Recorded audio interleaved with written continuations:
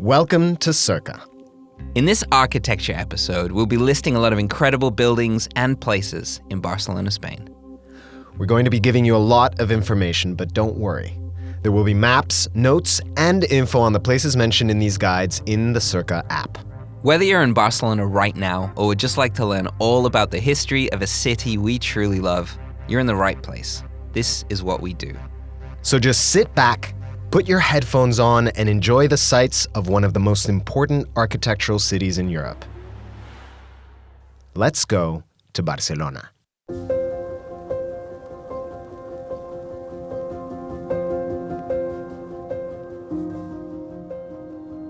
Cerca. Love the world you live in, and we'll help you explore it.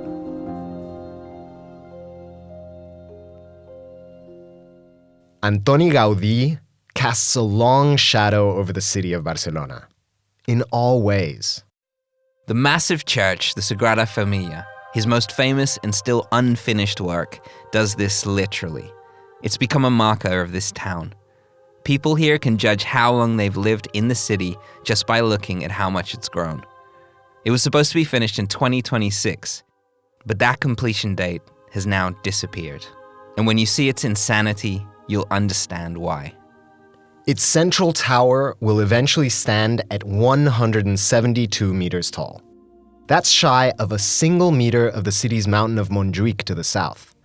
The architect believed that something man-made could never be bigger than nature. Gaudí's basilica was and is unlike any building in the world. Some call it impossibly ugly. Picasso once said that both the architect and the Sagrada Familia should go straight to hell. Some believe it's the most beautiful building ever created. It's messy, mismatched, and ridiculous in its grandeur and its questionable, contrasting styles. But once you get closer to it, and especially inside it, it's impossible not to be gobsmacked. The huge tinted windows, which purposely fill the place with red and orange hues in the morning and green and blue ones in the evening, are mesmerizing. Giant white columns, which seem to lean and split off like the branches of trees, fit seamlessly into the gigantic ceiling above, as if the place has been carved from one single piece of marble. You can stand in the center looking up at it for a long, long time. I have, many times. 4.5 million people crick their necks here every year. It is the most visited building in Spain. The singularity and popularity of Gaudí are undeniable. Rarely has one man been so synonymous with a city, but Gaudí and the architecture in Barcelona, there's so much more than just one unfinished church. So grab your walking shoes and let's go find the bricks and mortar which most visitors to this city will never see. Don't worry, we'll do Gaudí too, in a way that most don't, because that's why you're listening. I'm Andrés Bartos. And I'm Neil Innes. We make a travel podcast here in Barcelona called Passport. You should really check it out. But right now, we're going to give you some real local advice as we take you on an architectural time-traveling odyssey from the birth of modernism to the 1992 Olympic Games and find out how the city's buildings were designed and reinvented. And with them, the city itself.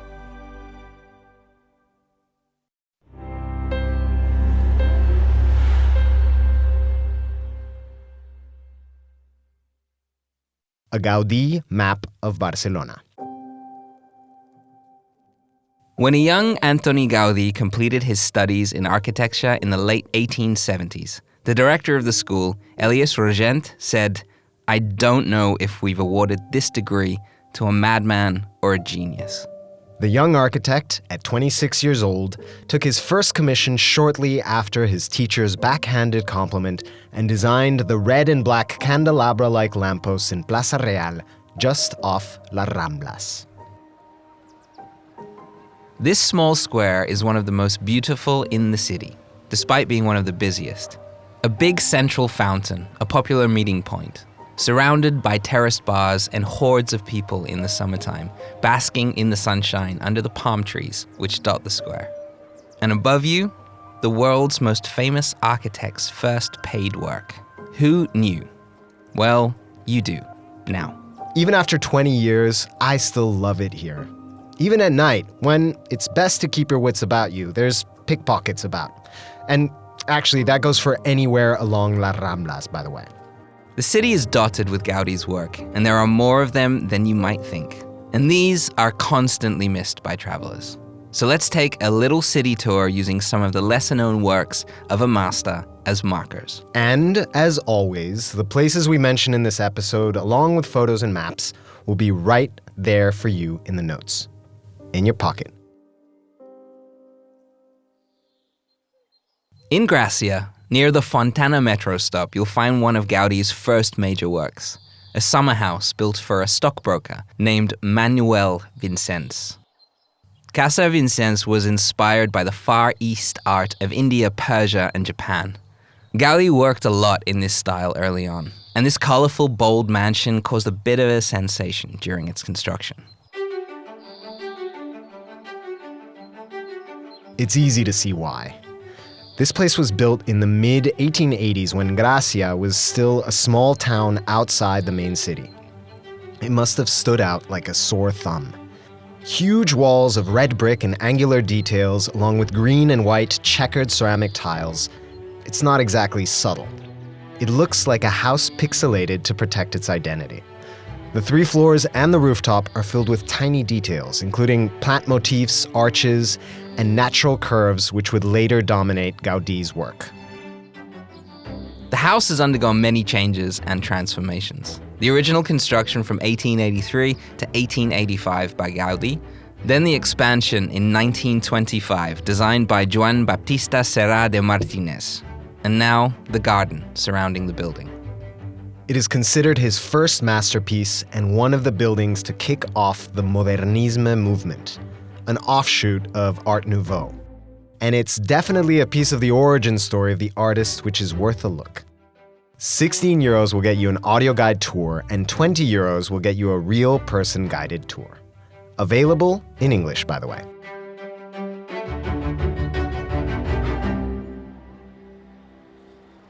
Let's head to the Eixample, Barcelona's sprawling checkerboard of barrios. At number 4 on Calle Casp, you'll find Casa Calvet.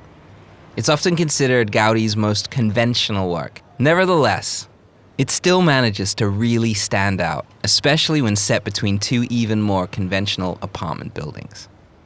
Gaudi's burgeoning craziness was apparently tempered by his demanding boss on this job, textile manufacturer Pere Martir Clavet. But looking up at its rounded balconies in a Baroque style with curved wrought ironwork, it definitely has an understated beauty. Get here in the evening after 8 p.m. with an appetite and a reservation, because even the most quote-unquote boring of the master's work has a surprise in store. Casa Calvet is now a Chinese restaurant, but not any old steamy noodle house. Resident chef Tim Wang has rescued ancient Chinese recipes inside this beautiful space. Rustic lamb from a Shanghai of long ago. Yunnan, Xi'an, and Tibet have also been used as influences. Inside, you'll find embroidered silks from China which arrived in the city through Calvet's textile company. A perfect circle. Gaudi would have approved. And dumplings. Plus, there's a very reasonable 8-course, €55 tasting menu to be shared, or an enormous a la carte menu. Sticky, crispy skinned Peking duck, fiery cashew king prawns, and tons of perfectly fried rice. Chinese cuisine inside an underappreciated Gaudi work of art. So cool, and only in Barcelona.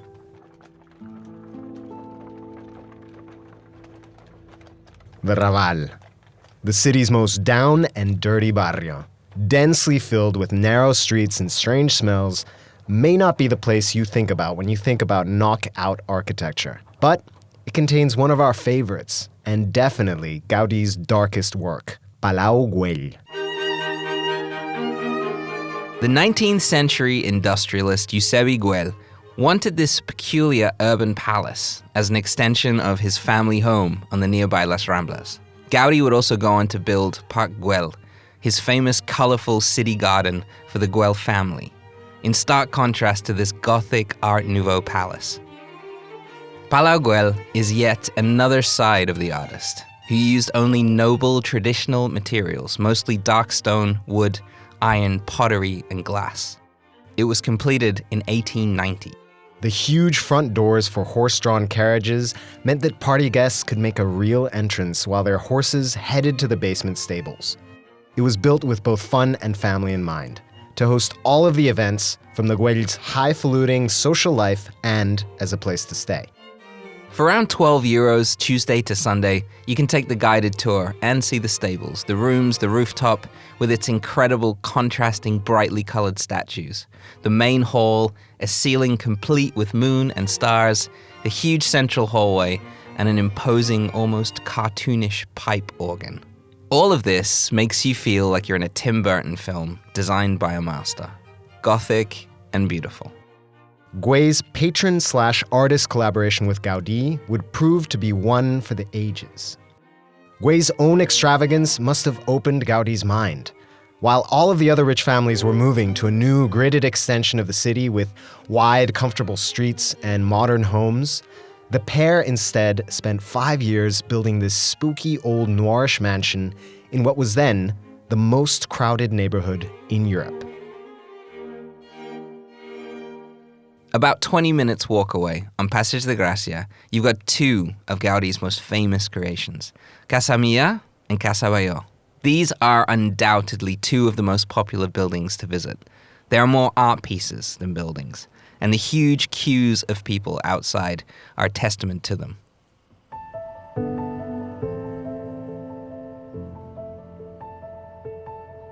The facade of Casa Milà is a varied mass of undulating stone. With its iron balconies and wave-like curves, it seems to move as you walk past it, like the natural world that inspired it.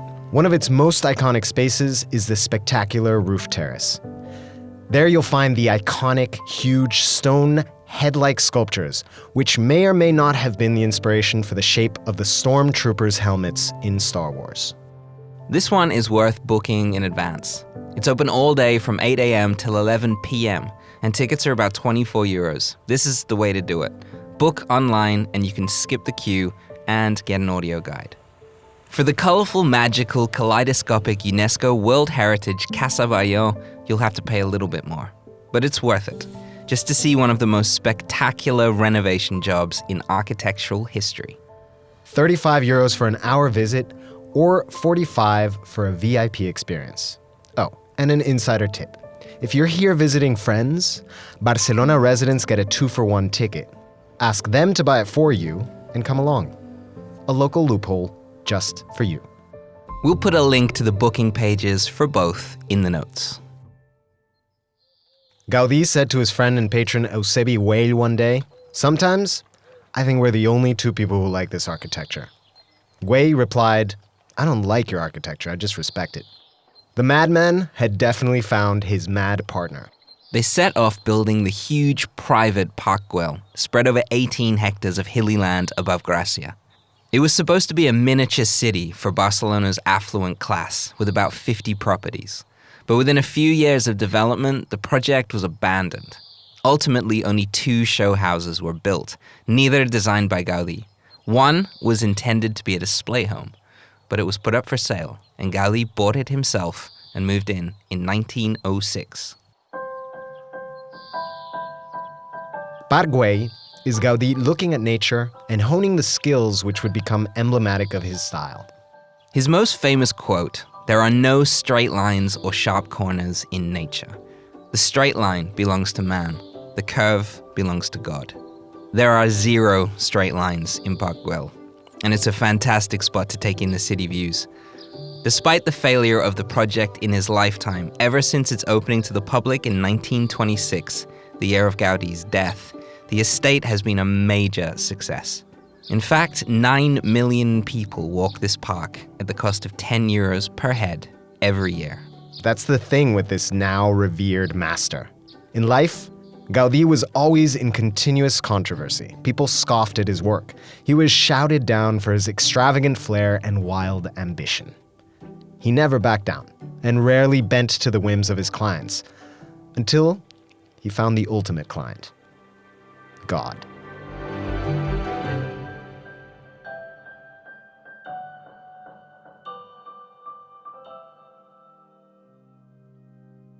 The Sagrada Familia stands as a monument to Gaudi's obsession with faith. The tiny details of it, the grandeur of it, the different angles and opinions of it. He lived there, in the basement, sleeping on a crooked bed, propped up with hundreds of books. He turned commission after commission away and dedicated the last 20 years of his life to his biggest work. It consumed him. A textbook workaholic, Gaudi's life outside of the building of the Sagrada Familia became non-existent. He isolated himself from friends and family, and when his father died in 1906, just months after they moved to Paraguay together, he spiraled into a much darker place, retreating into religion and religious text and illness due to fasting. Reportedly, he ate only lettuce dipped in milk for lunch. He rarely bathed or shaved. On June 7th, 1926, Antoni Gaudí was hit by a tram as he walked to church along the Gran Via. Because of his appearance, his smell, and his lack of identification, people just assumed he was a beggar. A doctor who lived nearby was called, and the architect was taken to Hospital de la Santa Creu, where, shamefully, he was given the medical attention reserved for a beggar. Almost none. It wasn't until the next day that the chaplain at the Sagrada Familia realized that this man was the famed architect.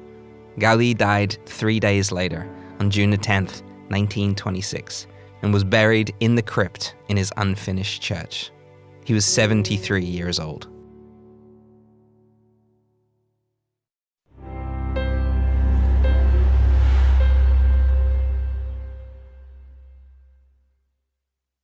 Ildefons Cerdà, the man who changed the face of Barcelona. Let's go back a little bit. It's the 1850s, and Barcelona is not in good shape. The Industrial Revolution had filled the port city with money seekers and businesses grown by a booming textile industry. It was one of the most densely populated walled cities in the world. It was quickly growing, yet confined within the city's old ramparts, disease and crime filled this place. The city was suffocating itself, and a new outbreak of cholera meant the walls had to come down. There was no choice. Meanwhile, the Spanish government searched for a solution to the population problem. Barcelona was too lucrative for Spain to let it fail. The man with the plan was Ildefons Cerdà, and his solution was simply called the Eixample, literally, the extension. Gaudí loved natural curves, but Cerdà loved straight lines. The area was to be a gridded 3 square miles of sprawling wide streets and blocks, 4 times bigger than the old city. It was revolutionary in Europe, but had been used in China since the 15th century, and in the United States in cities like Philadelphia and Chicago later on in the 18th. He began a study, a research paper, perhaps the first of its kind to find out what a modern city could be with regards to health and well-being. Something completely unheard of at the time. He studied biology, more specifically breathing, and calculated how much air in cubic meters one person breathes in one day. Also, the blocks would be oriented northwest to southeast to ensure the buildings received as much sunshine as possible. He surveyed professionals and families to map locations for marketplaces and amenities. He looked at road accident numbers too, and concluded that wide streets meant less death. He was obsessed with his project, and he detailed it in a book which coined the term urbanization. Each block, or manzana, would have cut corners, chamfered corners, making them kind of octagonal so each intersection would have more room for traffic, trams, sunlight, and airflow. Each block would be partly open on 1 or 2 sides with public space inside for parks and green space. Strangely, his city plan to house an ever-growing population was met with skepticism. At first, in fact, the job had been awarded to someone else, the city's chief architect, Antoni Rovira. After some disputes between Madrid and Barcelona, Cerdà's plan was more imposed than okayed. In 1859, the construction of the Eixample began, and nearly 40 years later, in 1897, it was complete. Cerdà never saw it finished. He died in 1876. You can see his tomb in Montjuic Cemetery.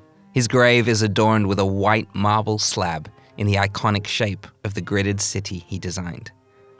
Today, 262,000 people live in the Eixample, and I'm among them. Through the years of construction and the years after, most of Cerda's forward-thinking ideas on space were lost. The blocks were almost all completely filled in.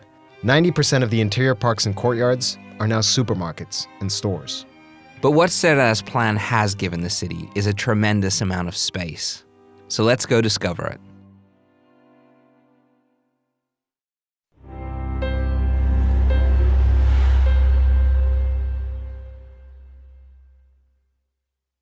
Discovering the Eixample. As the biggest area of the city, there is much to see in the Eixample, though locals refer to the whole area as being split in two. Eixample left and Eixample right. Technically, though, it's split into 6 districts. Let's have a look. Number 1, Sagrada Familia, named after one of the most famous monuments in the world, which sits at its center. Here, you can also walk Avinguda Gaudí, packed with cafes and boutiques, to another architectural wonder, Hospital Sant Pau. This place was designed by another Modernism star player, Luis Domènech i Montaner. These 26 separate buildings were a working hospital until 2009. They now stand as a museum and a cultural center. Visit this place. It's amazing and seriously underrated. A gem off the main trail, where you can see some incredibly horrific surgical instruments from times gone by. Number 2, Dreta de l'Eixample contains the immense Plaça Catalunya and the stylish shopping street Passage de Gràcia, on which stands Gaudí's Casa Mia y Casa Batlló. You can also stroll Rambla Catalunya and look up at endless and unique apartment blocks, randomly squished together, a flickbook about architecture, completely out of time.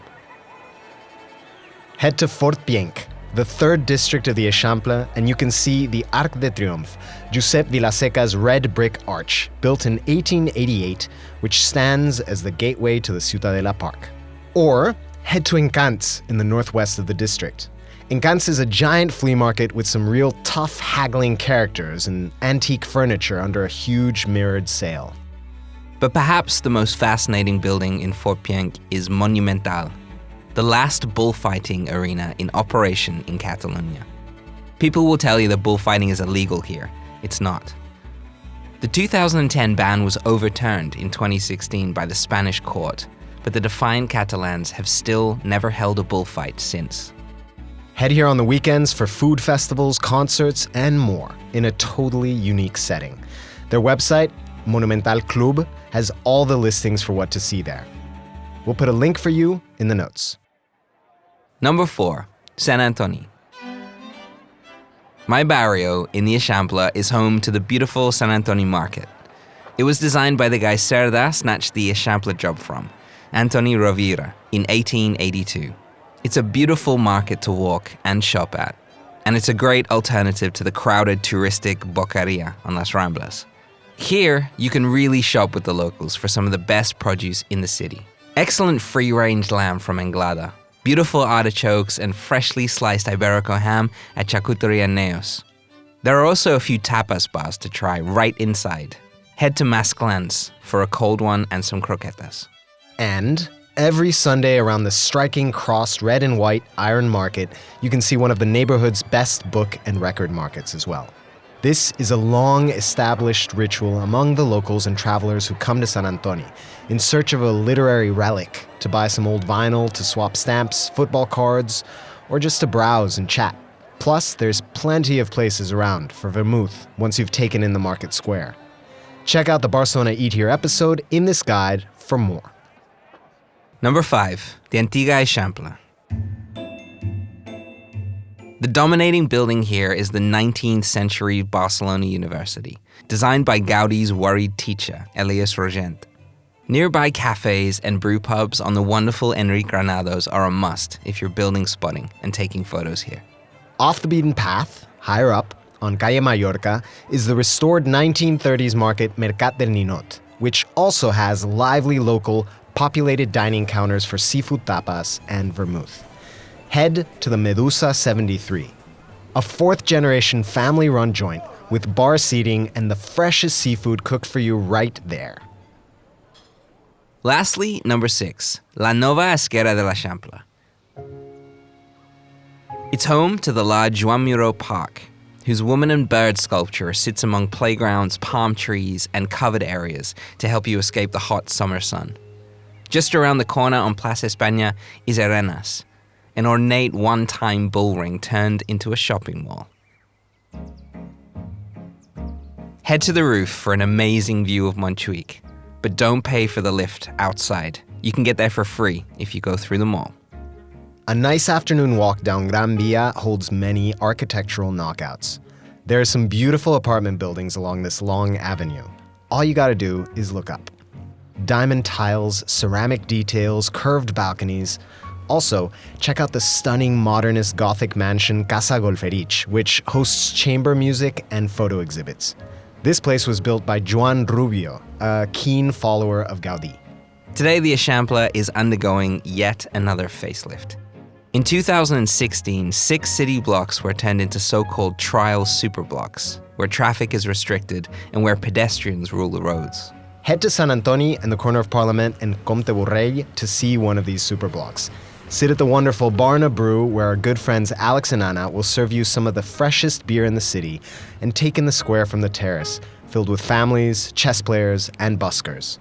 The Superblock plan hopes to get back a little of what was lost over time in Ildefons Cerda's design. It will introduce 21 new green streets with added greenery and 21 new non-traffic squares at junctions between the streets. That's 3.9 hectares for people to walk, play, and spend time in. The total space the new plan will create is said to be equal to the size of the city's Ciutadella Park. The truth is that Barcelona has always been changing. The streets here in Sant Antoni are filled with tiny boutique stores and ancient cafes side by side. 100-year-old restaurants next to sleek co-working spaces. 20% of the people here are born elsewhere. This international influence and modern and unique contrast is something that feels very Barcelona. Everything is always changing, so everything stays the same. But in modern history, there was one event that truly changed the way the city looked and the way the world looked at the city.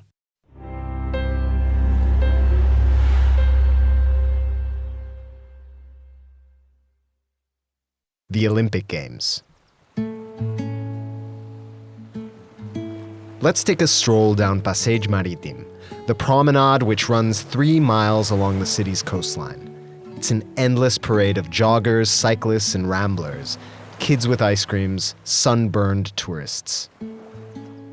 To the south, the huge reflective W Hotel, designed by Ricardo Bofill, juts out of the horizon like a boat's sail.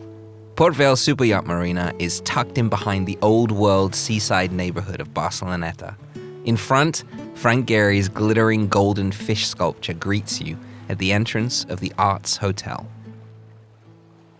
In 1992, all of these things, these emblems of the city's coast, well, they didn't exist. In 1986, Barcelona was awarded the 25th Games of the Olympiad. They had 6 years to get ready, and it was one hell of a job.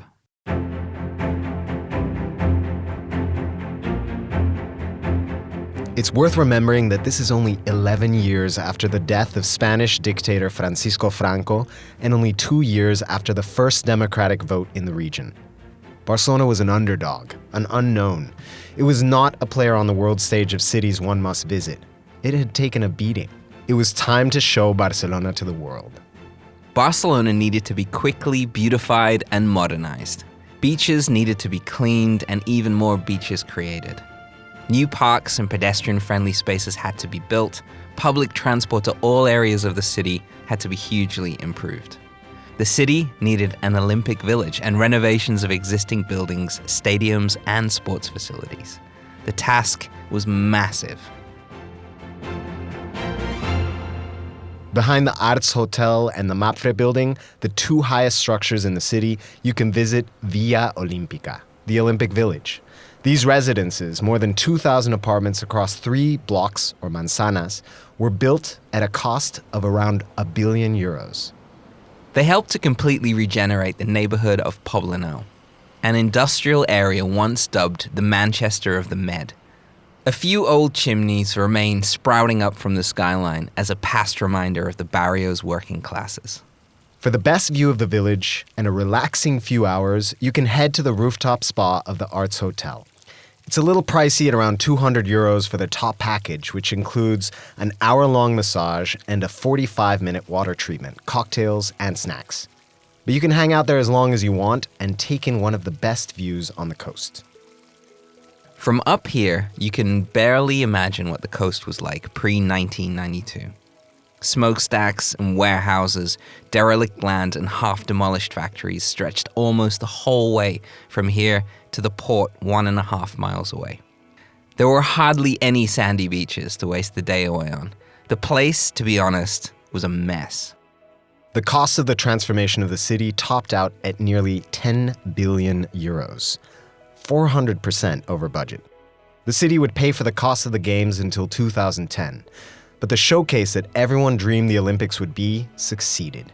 In fact, more than succeeded.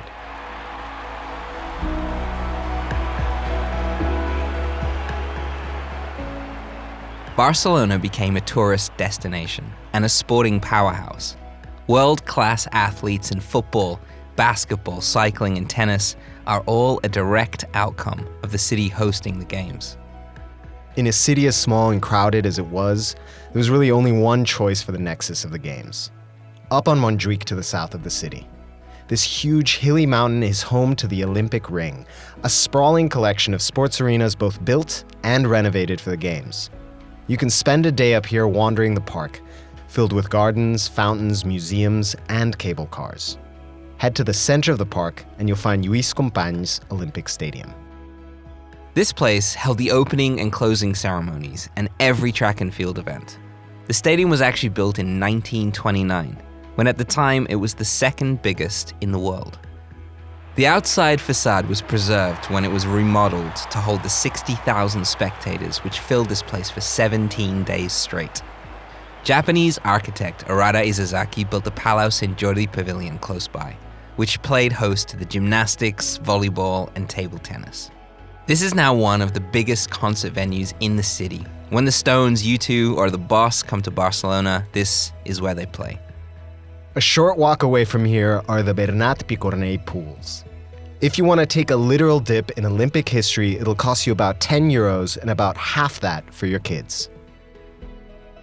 Outside, looking like a crashed spaceship, is the striking Montjuic Communications Tower. It was designed by Santiago Calatrava, who paid homage to Gaudí by copying his broken tile mosaic for the base which the tower stands on. Oh, it's also a giant sundial. If you're enticed to explore this part of the city a little more, take a short stroll to the Joan Antoni Samaranch Olympic and Sports Museum.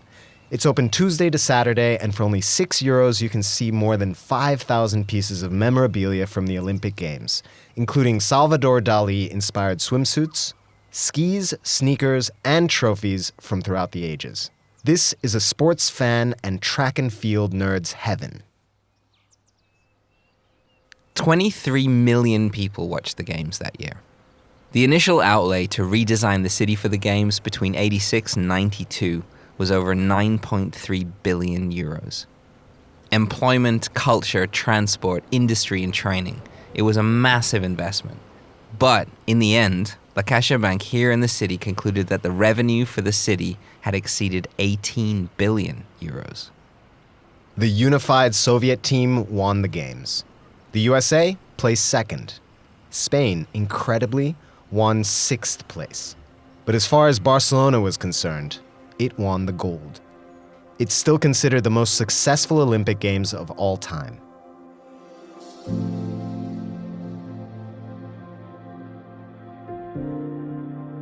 The diversity of architecture in this town is world-renowned, photogenic, and downright insane. From the majestic Park Güell and the striking Olympic Ring to the bonkers, jaw-dropping Sagrada Familia. The old lives next to the new. From the air, the twisted streets of the old town jumble up against Cerda's perfectly measured and obsessive grid of the Eixample. When walking the streets here in the city, it's important to remember to look up. You never know what's going on up there. A brutalist 1960s designed red brick pressed up against a modernist masterpiece is not uncommon. The story of architecture here is a story of struggle, change, and planning, but also disruption. If we go back to Casa Batlló, Casa Millà, to Gaudí, to where we began, this single block where these houses sit, it's known as La Illa de la Discordia. Literally, the block of discord. Also on the block is Casa Leo Morera, designed by Domènech y Montaner. Then Casa Amélie, designed by Puig y Cadafalch. The difference in designs between these three masters' works is astounding. But the differences you can find on every single block in the city tell you something too. That Barcelona is never done changing. That this whole city is a beautiful architectural discord.